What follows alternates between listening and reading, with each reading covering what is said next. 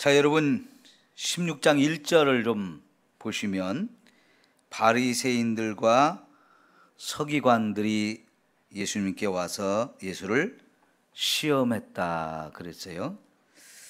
근데 여기서 나오는 바리새인과 서기관들은 함께 할 수 없는 사람들인데 어느 틈에 함께 왔어요.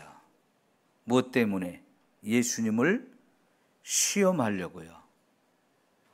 예수님을 시험하려고 하는데 이 바리새인과 사두개인들이 함께 왔다는 것은 이게 굉장히 놀라운 일인데요. 자, 여러분, 바리새인과 서기관들은 완전히 다른 성향을 가지고 다른 길을 가고 있던 사람들이어서 평소에는요 으르렁거리는 사이예요. 그들은 정치적으로도 정반대의 길을 가는 사람들이고 종교적으로도 아주 다른 모습을 가지고 있어요. 자, 여러분, 한국의 교단이 많지요. 그 중에 우리 교단은 기장교단이라고 말합니다. 기장교단은 여러분 보실 때 신학적으로 진보인가요? 보수인가요? 잘 모르시나요? 그런 건 잘 몰라도 괜찮아요. 그런데 우리 기장교단은 한국의 여러 교단 중에서도 굉장히 진보적인 신학을 가진 교단입니다. 그리고 한국에는 아주 보수적인 신학을 가진 교단이 꽤 많습니다. 그래서 신학적으로도 진보와 보수 사이에는 똑같은 성경을 놓고 해석이 많이 달라가지고 대립이 심해요, 사실은. 우리 여기 군산시에서는 기독교 연합회 하면 교단을 가리지 않고 전체 교단이 다 연합해가지고 함께 일을 합니다. 그래서 우리 군산시에서 이렇게 보게 되면 연합 행사하면 각 교단에서 목사님들과 성도들이 다 참여해가지고 행사를 잘 하잖아요. 그죠? 이렇게 지역으로 모였을 때는 진보와 보수 이런 대립이 별로 없어요. 그런데 실제적으로 이제 교단 간에는 이런 진보와 보수 사이에 신학적인 갈등이 굉장히 심합니다. 그래서 특별히 국가에 어떤 사건이 벌어지고 어떤 문제를 놓고는 성명을 교단이 이렇게 발표를 하거든요. 그런데 어떤 쪽에서는 막 그걸 찬성하면 또 다른 쪽에서는 그걸 굉장히 또 반대하는 입장들을 이렇게 내가지고 이 신학적인 차이에 따라서 어떤 문제를 보는 시각과 그 문제를 해결하는 방법 이런 데서 굉장히 서로가 차이가 많이 납니다. 그래서 어떤 때는 충돌도 많이 일어나요. 교단 간에. 왜 그러냐면 진보적인 신학과 보수적인 신학 사이에서 이런 갈등과 대립들이 있기 때문에 이게 굉장히 첨예하게 이런 게 부딪힐 때가 있어요. 종교적으로도 그런데 여러분, 정치적으로 견해가 다르면 하나가 되기가 참 어렵습니다. 하나가 되기가. 이 지금 바리새인과 사두개인들이 어느 정도 정치적으로 큰 차이가 있느냐면 옛날에 우리나라의 일제의 나라를 잃고 식민지 생활을 할 때 거기에 일본과 하나가 되어서 막 친일파라고 하는 사람들이 있었죠. 친일파. 그 반대에는 또 어떤 사람들이 있었어요? 독립운동을 하는 사람들. 그죠? 그럼 독립운동하는 사람들과 친일파가 하나가 될 수 있을까요? 없을까요? 이거는 그럴 수가 없어요. 같이 하나가 될 수가 없어요. 서로 죽여야 되는 이런 관계에 있어가지고요. 친일파는 독립운동하는 사람들을 찾아가지고 감옥에 집어넣고 그들을 독립운동을 못하게 한다고 하면, 또 독립운동하는 사람들은 친일파들을 죽이려고 또 많이 했어요. 근데 이 갈등이 일본이 망하고 해방이 되어졌을 때도 옛날 친일파 했던 사람, 옛날 독립운동 했던 사람 사이에 갈등이 계속됐어요. 지금도 그 갈등은 계속됩니다. 지금도 그 갈등은 계속돼요.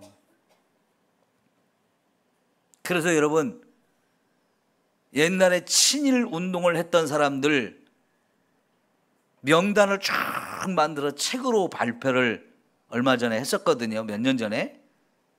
그 때문에 발칵 뒤집혔습니다. 온 나라가. 한때는 독립운동을 한 사람으로 알았는데 그런 사람들 중에도 나중에 보니까 친일 운동을 했던 사람들이 또 꽤 많이 있었던 거예요. 그래서 우리가 학교 다닐 때 교과서에서 나오는 많은 문학 작품이라든가 소설, 시, 뭐 이런 것들 막 우리가 많이 배웠던 사람들 중에도 친일을 운동한 사람들이 많이 있다 해가지고 그런 사람들 이야기를 교과에서 싹 다 빼버렸어요. 예를 들면 춘원 이광수 같은 사람은요, 우리 독립선언문, 3.1 운동할 때 독립선언문 있잖아요. 이 독립선언문을 거의 이렇게 초안을 만든 사람이에요.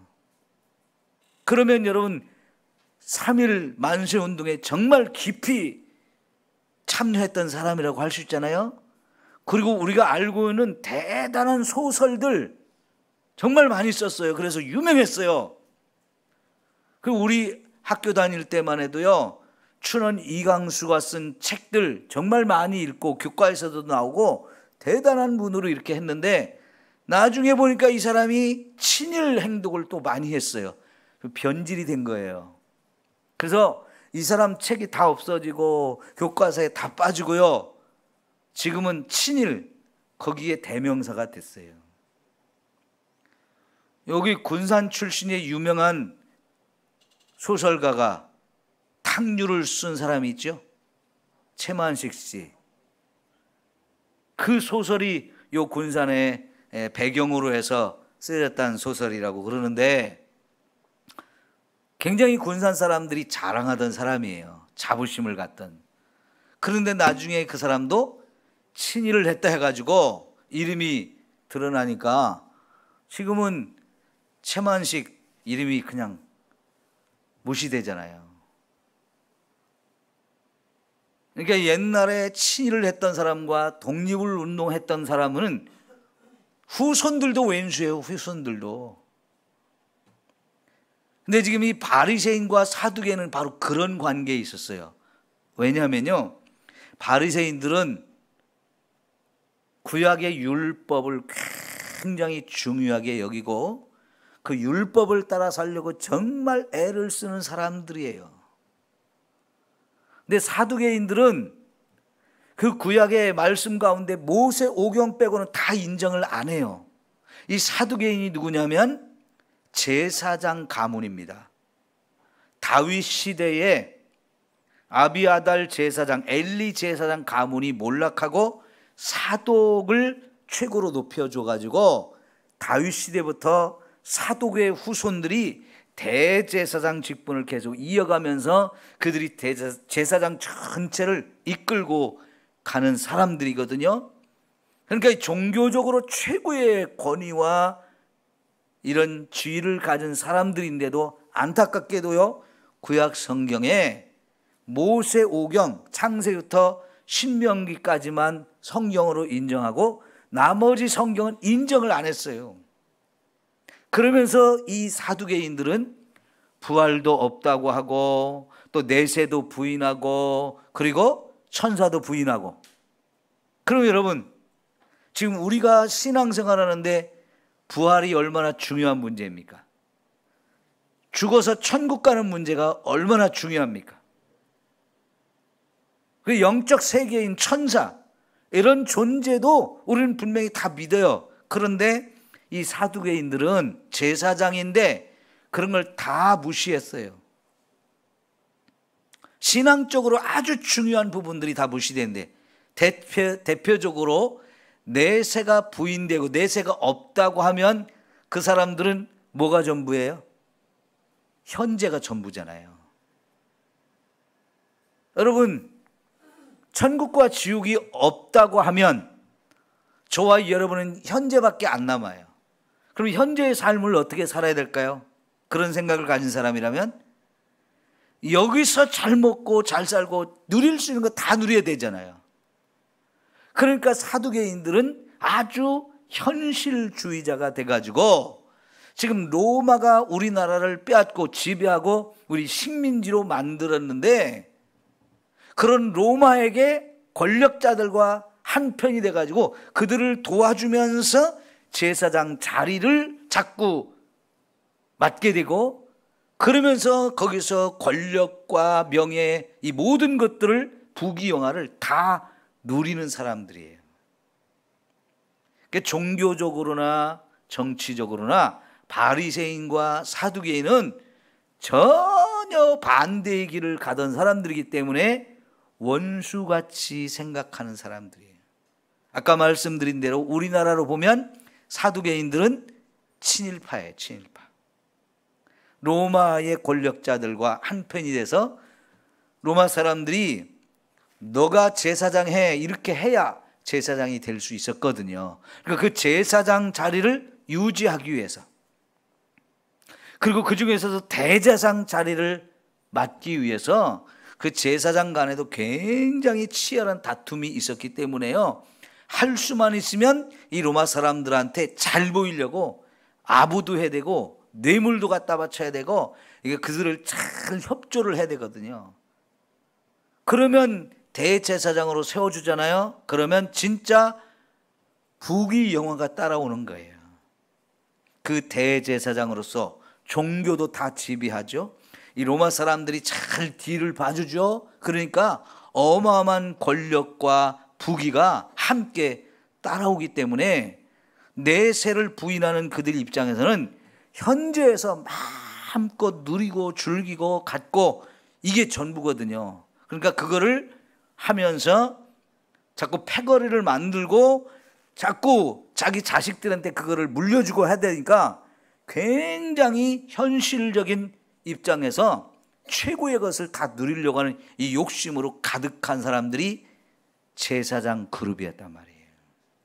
그러니까 여러분, 예수님이 나중에 후반부 사역을 할 때 예루살렘 죽기 위해서 갔을 때 예루살렘 제일 먼저 들어가서 한 게 뭐예요? 성전을 정화하는 일을 했잖아요. 그때 예수님이 그 성전을 강도의 소굴로 만들었다라고 말했는데 강도의 소굴로 만든 사람들이 누구냐? 제사장 그룹이에요. 왜요? 사람들이 제사를 드리러 올 때 원래 율법에는 흠이 있는 제물을 드리면 안 되거든요. 그런데 흠이 있는 제물도 다 받아줬어요. 왜? 장사꾼들한테 돈을 받고 그걸 팔게 허락해 줬어요. 그 장사꾼들이 흠이 있는 걸 팔고 그러면 그거를 사갖고 와서 제물로 드리려고 할 때 안 받아주면 이걸 못 팔잖아요. 그런데 받아주니까 장사꾼들이 흠이 있는 걸 갖다 파는 거예요. 그거를 눈 감아주는 대신 장사꾼들한테 뒷돈을 받았단 말이에요. 이 제사장들이. 근데 그게 점점 심해지면서 장사꾼들이 저 밖에서 파는 게 아니고 성전 마당에까지 와서 제물을 팔고 거기서 판 것만 제물로 인정하니까 여러분 몇 배의 폭리를 취하면서 비싸게 또 팔 수 있잖아요. 그래서 그곳이 강도의 소굴이 됐다고 하고 예수님이 막 그걸 다 뒤엎고 쫓아내고 했던 건데 그 중심에 제사장 그룹이 있었어요. 그들은 돈 벌기 위해서 무슨 짓이라도 다 했던 거지요. 이게 제사장 그룹이고 그들을 사두개인이라고 표현하는데 여러분 이들의 이런 짓거리를 바리새인들이 볼 때 이게 얼마나 눈꼴이 샜었겠어요. 그들은 율법대로 철저하게 하려고 하는 사람들인데 이게 안 맞는 거예요. 안 맞는 거예요. 그런데 지금 이제 16장에 오니까 이들이 함께 와서 누구를 시험해요? 예수님을 시험해요. 이게 이제 여러분 예수님을 죽이려고 하는 사람들이 하나씩 둘씩 모여서 하나가 되고 결탁하는 상황들이 되어지고 있는 거예요. 그래서 여러분 이 16장 1절에 이들의 이야기가 나오고 나서 16장 이제 21절에 가보면 예수님이 이때로부터 예수 그리스도께서 자기가 예루살렘에 올라가서 장로들과 대제사장들과 서기관들에게 많은 고난을 받고 죽임을 당할 것을 말씀하시는 거예요. 예수님이 이제 드디어 처음으로 자기 죽음에 관한 이야기를 하는데 실제로 예수님을 죽이는 자들이 딱 원수였던 사람들이 딱 결탁해가지고 예수님을 찾아오는 상황이 16장 1절인 거예요. 이런 상황이 어떻게 되어지는 걸까요? 자, 여러분 시편 2편을 봅시다.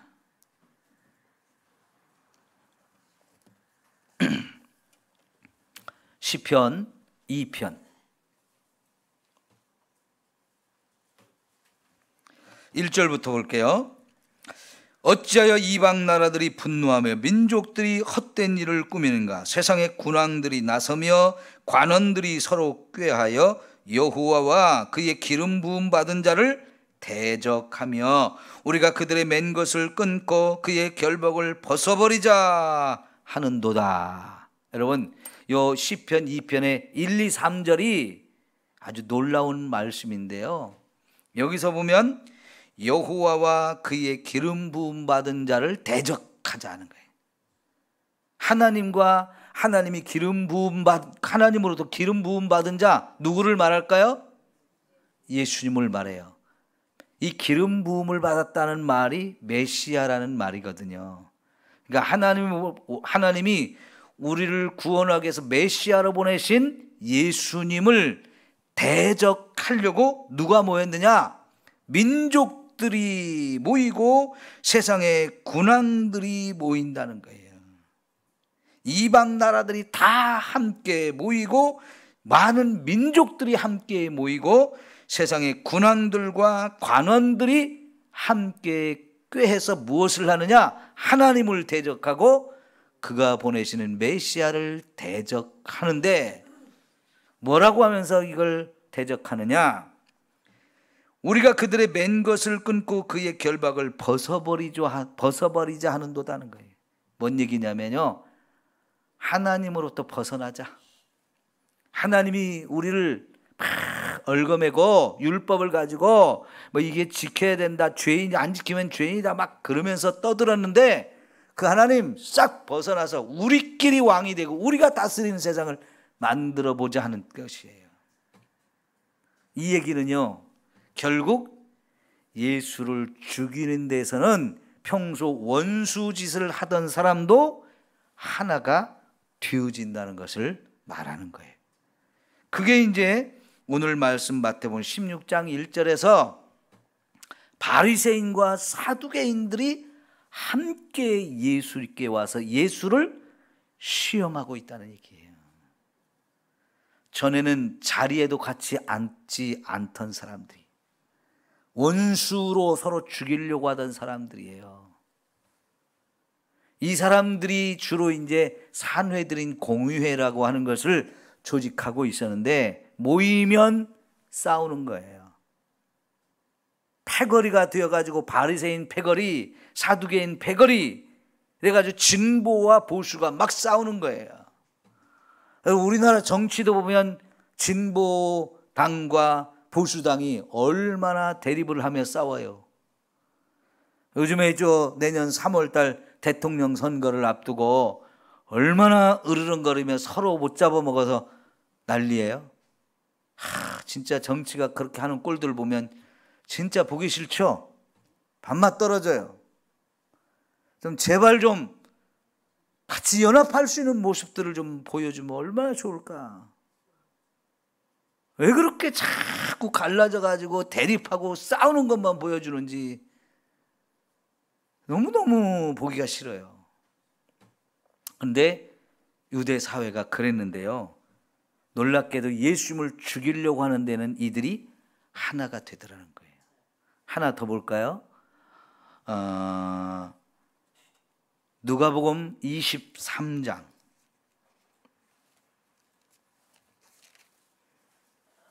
누가복음 23장 12절.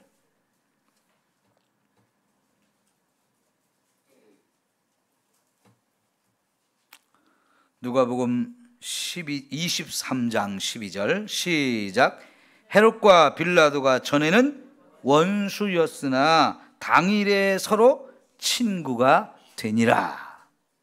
자, 여러분, 헤롯과 빌라도, 원래는 이 헤롯은 남쪽 유대 지방의 총독으로 로마에서 파견되어서 온 사람이고요, 헤롯은 그 빌라도가 다스리지 않는 북쪽 갈릴리 지역, 사마리아 지역, 이쪽을 다스리는 왕이 되었어요.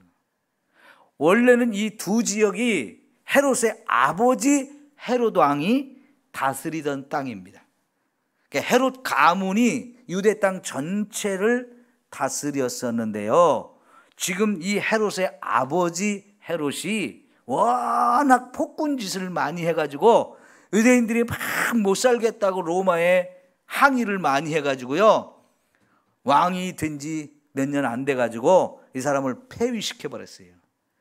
그 대신 그가 다스리던 나라를 갈라서 남쪽은 빌라도를 총독으로 보냈고 북쪽은 헤롯, 그 아들 헤롯 왕에게 물려줬기 때문에 아들 헤롯 왕 입장에서 보면 이 땅 다 우리 아버지가 다스리던 땅, 우리 할아버지가 다스리던 땅인데 우리 아버지가 뭐 조금 악한 짓을 했다고 저 빌라도 저놈한테 일부를 뚝 떼서 줬으니까 이게 얼마나 화가 나는 거예요.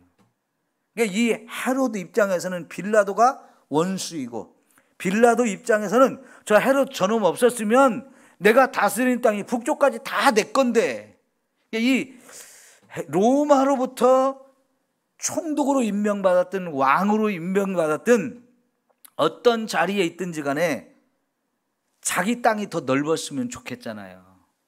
자기가 다스리는 땅이 넓기를 원하는 것이기 때문에 서로 저놈이 죽었으면 하고 서로 원수로 으르렁거리는 사이였는데 이날 서로 친구가 됐대요. 이날이 무슨 날이냐?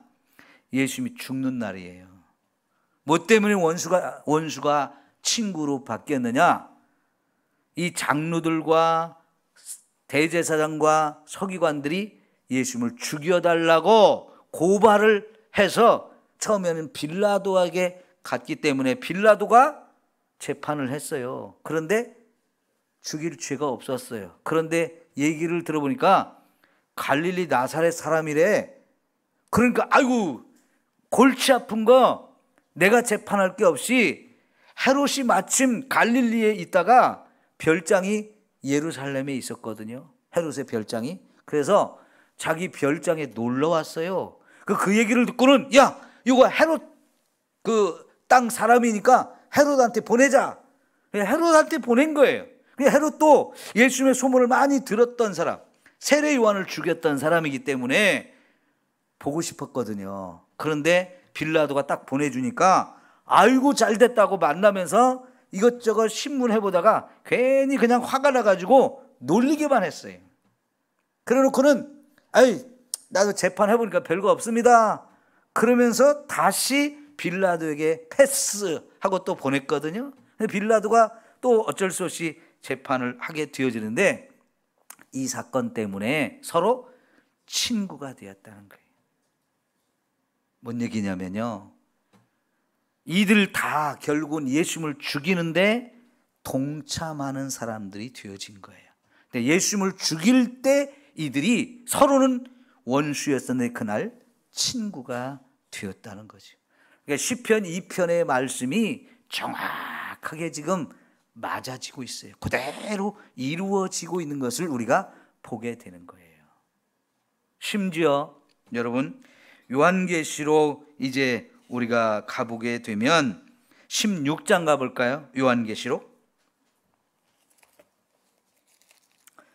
여기 예수님을 죽이는 사건에서 끝나지 않습니다. 요한계시록 16장 12절부터 한번 볼게요. 요한계시록 16장 12절.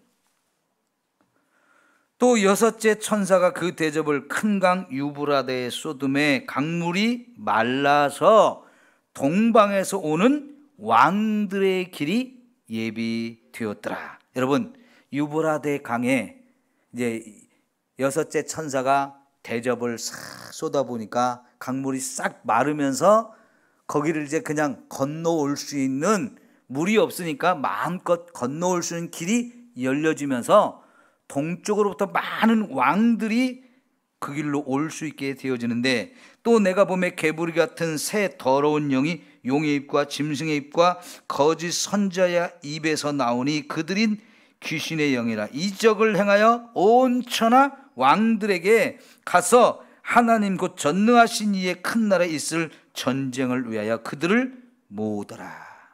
여러분, 이 마지막 날 16절에 보면 새 영이 히브리어로 아마겟돈이라 하는 곳으로 왕들을 불러 모아요.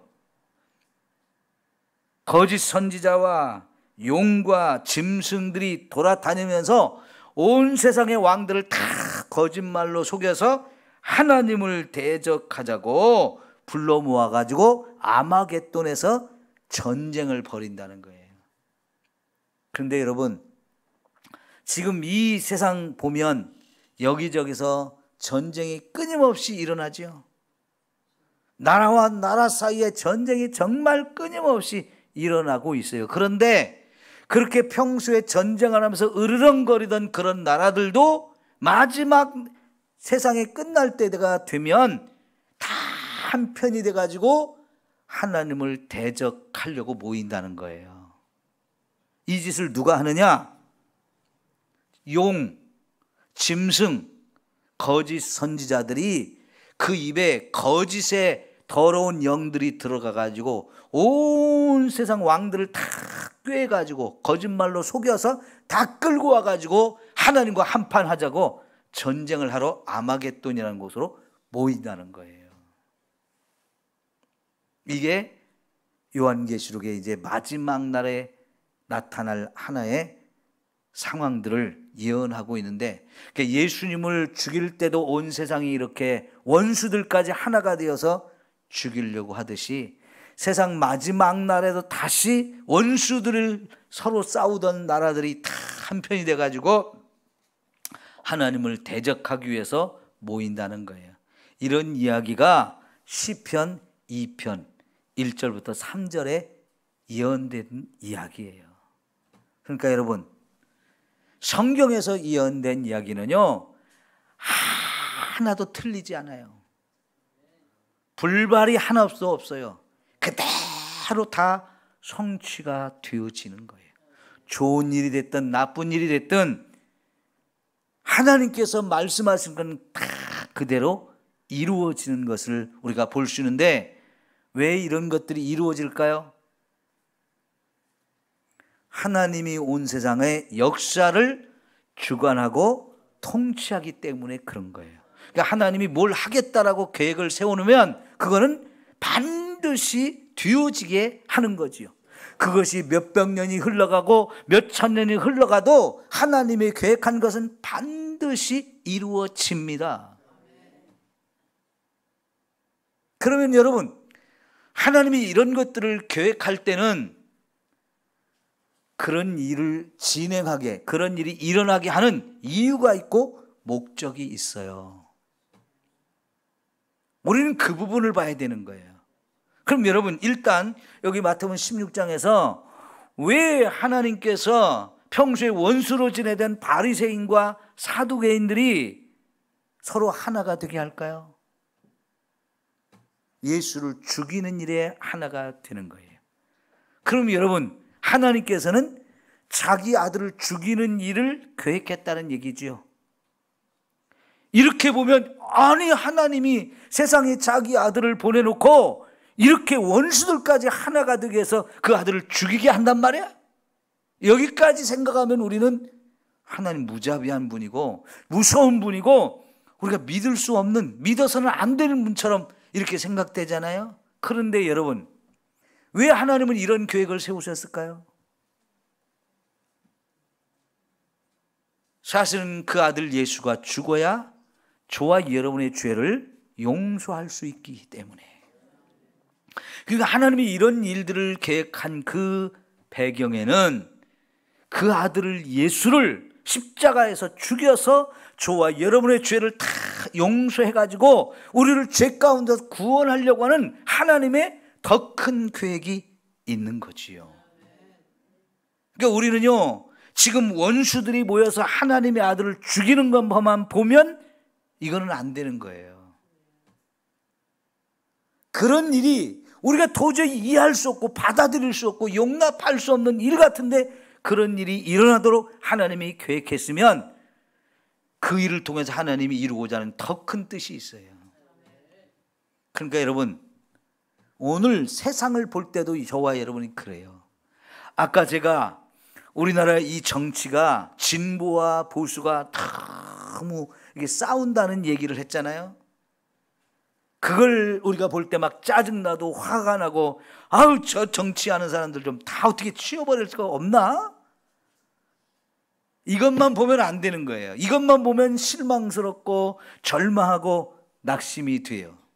나라 꼴이 어떻게 되려고 이렇게까지 생각이 되거든요. 그러나 여러분, 걱정하지 마십시오. 그런 일을 다 주관하시는 분이 하나님이시세요.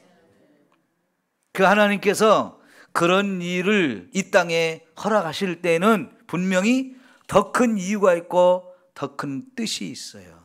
우리는 그 부분을 바라보는 것이고요. 그래서 겉으로 드러나는 현상을 볼 때는 절망하고 화도 나고 속상하고 나라의 미래가 너무 암담하다 이렇게 생각이 되어지지만, 하나님 안에서 우리가 이제 하나님이 모든 역사의 주관자라는 것을 생각하면요, 그럼에도 불구하고 하나님은 살아계시고 그 하나님께서 우리를 절망하게 하시는 분이 아니고 우리에게 더 큰 계획과 뜻을 가지신 분이다. 이걸 우리가 보면서 하나님, 이 나라를 불쌍히 여겨주세요. 하나님, 이 백성을 불쌍히 여겨주세요. 우리 예수 믿는 사람들이 세상에 절망하는 사람들을 희망을 주면서 위로하면서 이끌고 갈 수 있게 해주세요. 이런 기도를 하고 이런 미래를 바라보고 꿈꿀 수 있는 거예요. 그럼 만일 예수 믿는 사람들이 하나님이 역사를 주관하고 있는 이 부분을 바라보지 못하면, 아유, 세상 진짜 볼 거 없네, 기대할 거 없네, 될 대로 되라, 나 관심 안 가질 거야, 그래 버리면 이게 세상이 어떻게 되겠어요? 진짜 세상은 될 대로 되는 거예요.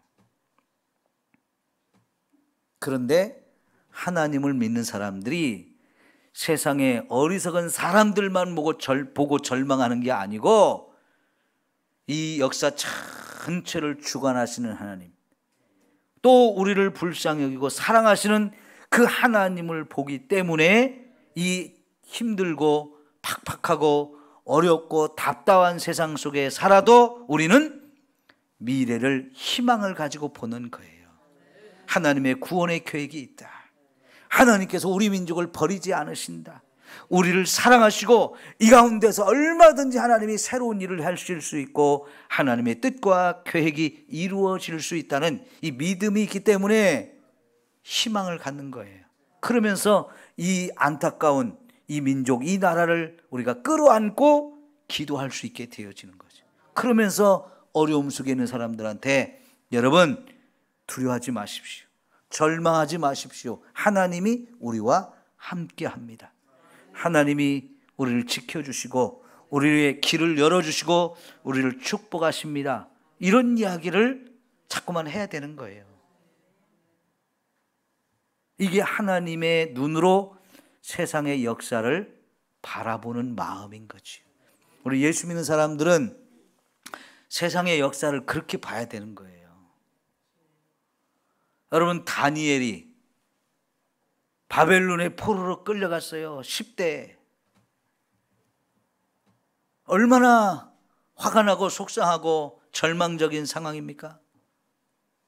하나님의 나라였던 그 나라가 이방인들에게 짓밟히며 망하게 되어지고 그 백성들 이렇게 포로로 끌려가서 고생을 해야 되는 상황, 얼마나 절망적입니까? 그런데 그들은 하나님을 붙들었어요.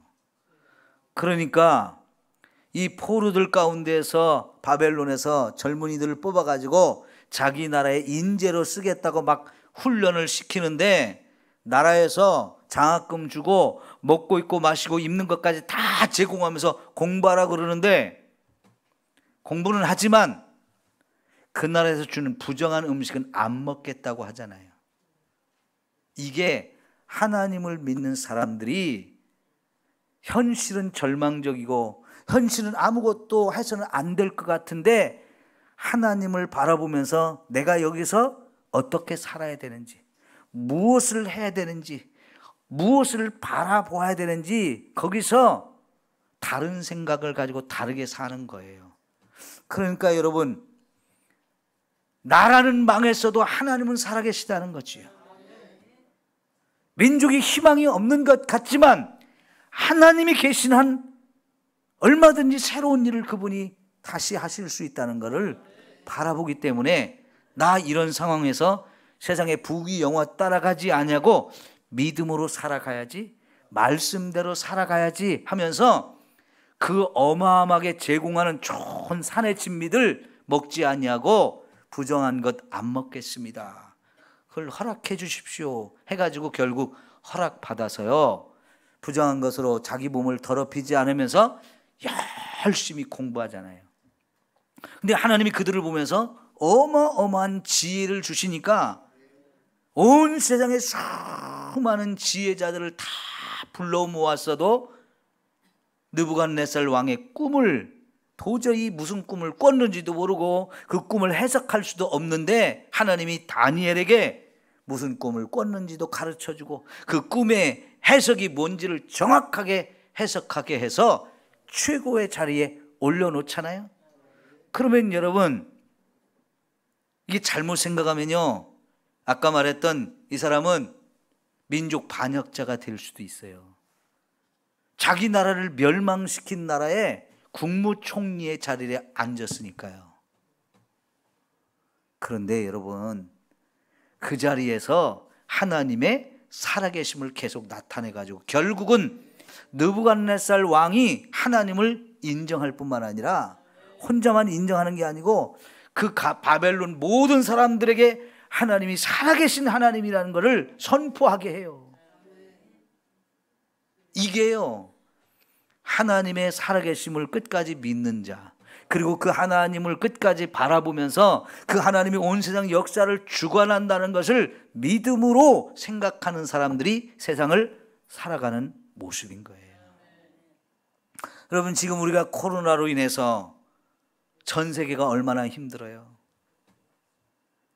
교회 입장에서도 보면 예배를 제대로 모이지 못하는 상황이 되었어요. 여러분, 예배를 못 드리는 상황 속에서 개척교회들, 임대교회들, 수도권의 도시에 가면 얼마나 많습니까? 그런 교회들 가운데 문 닫는 교회, 교회 폐쇄되는 교회들이 상당히 많거든요. 여러분, 그러면 교회들이 문 닫습니다, 폐쇄되었습니다 하면서 정부한테 우리 보상해 주시오, 그렇게 말하나요? 그렇게 말하면 보상해 주나요? 우리 군산에서는 초창기에요, 시에서 교회들한테 지원금을 20만 원인가 30만 원인가 준다고 전화가 왔더라고요. 그래서 저희 교회는 안 주셔도 됩니다, 다른 데 어려운 데 주십시오 하고 제가 거부를 하고 포기를 했는데요. 그 20만 원, 30만 원 줘가지고 이 어려운 시기에 뭘 그 교회들이 문을 안 닫을 교회가 안 닫겠습니까? 세 발의 피죠. 그래도요, 데모 하나 못하고 보상금 내려고 이런 말도 못하잖아요. 참 안타까운 시대입니다. 그럼에도 불구하고 여러분, 역사를 주관하시는 분이 하나님인 것을 우리는 바라봐야 돼요. 지금은 우리에게 시련의 시절이고 고난의 세월이고 교회 전체가 어려움을 당하고 전도도 안 되고 전도도 못하는 이런 상황에 있지만 여러분, 이제 끝났다가 아니란 말이죠. 그럴수록 우리는 하나님을 바라봐야 돼요. 그럴수록 우리는 하나님을 의지하면서 하나님이 살아계시기에 지금의 이 고난을 우리 견디게 하시고 이기게 하실 것을 믿고요, 이게 끝나고 나면 또 하나님이 새로운 은혜를 우리에게 주실 것을 우리는 바라보는 거예요. 그러면서 이런 믿음이 있기 때문에 세상에 믿음이 없어서 경제적으로 어렵다고 사는 게 힘들다고 포기하려고 하는 사람들, 우리 주변에서 자꾸 찾아가지고요, 도와줄 거 있다면 도와줘야 되고 그들에게 희망을 주고 위로하는 역할을 교회가 감당해야 되는 거죠. 세상은 끊임없이 하나님을 대적하는 일들이 분명히 계속됩니다. 그래서 그것 때문에 힘들고 어려운 일들을 교회가 얼마든지 경험할 수 있어요. 문도 닫아야 되고요, 도망가 숨어야 되고요, 사람들이 잡혀가고요, 고통을 받아야 되고 있는 것 빼앗기는 이런 상황들이 얼마든지 올 수 있습니다. 그런 고난 속에서도 우리는 살아계신 하나님을 바라봐야 돼요. 고난을 견뎌야 되고 그걸 이겨야 돼요. 그러면서 그 하나님이 우리의 미래를 새롭게 준비하고 계시다는 비전을 가져야 돼요. 희망을 가져야 돼요. 그것이 있으면 우리는 절대로 포기할 수가 없는 거죠. 이게 여러분, 하나님이 온 세상 역사를 주관하신 분이라는 이 믿음을 가질 수 있기를 축원합니다. 그래서 이 고난의 시절, 어려움들을 우리 함께 기도하면서 말씀 붙들고 같이 잘 견뎌야 합니다. 그러면 이 코로나가 끝나고 났을 때 정말 건강한 믿음을 가진 사람들, 바른 믿음을 가진 사람들은 보석같이 빛나게 되어 있고요, 하나님이 그들을 손에 붙들고 마음껏 쓰셔서 더 귀하고 아름다운 일을 하게 하실 줄 믿습니다. 지금은 아무 일도 못해서 답답하고 힘들고 절망적인 상황으로 우리가 느낄 수도 있어요. 그러나 여러분, 지금이 끝이 아니에요. 하나님이 지금 저와 여러분이 어떻게 살고 있는지, 무슨 생각을 하고 있는지 다 보신단 말이죠. 그러니까 지금은 우리를 내적으로 단단하게 만드는 시간들이에요. 겉모습만 화려하던 그때가 끝났어요. 겉모습만 가지고 뭐 잘하는 척 위선 떨던 이런 시대가 지났어요. 이제는 우리들 각자가 자신들의 신앙을 돌아보면서 우리 속사람을 새롭게 하고 우리의 믿음을 제대로 세우는 일에 막 힘을 쏟아야 돼요. 그래 놓으면 때가 되면 준비된 사람들, 제대로 알고게 된 사람을 하나님이 사용하신다고요. 그런 사람들 하늘의 별과 같이 빛나는 존재가 되어지는 거예요. 우리가 생각한 것보다 이런 시련의 시간이 더 길어질 수 있어요. 그래도 견디려면 우리가 더 강해져야 되고요, 더 순수해져야 돼요. 더 믿음으로, 말씀으로 무장해야 돼요. 그러면 아무리 힘들어도 이거를 이길 수 있는 힘이 하나님으로부터 우리에게 임하는 것이고요. 네, 그래서 정말 진짜는 이런 어려움 속에서 드러나는 거지요. 알곡과 쭉정이가 있어요. 근데 쭉정이는 어려움 때에 다 가짜라는 게 드러나죠. 그러나 알곡은 이런 때 진짜 진가가 나타나는 거지요. 오늘 저와 여러분이 정말 하나님을 바라보면서 알곡이 되어지기를 축원합니다. 기도합시다.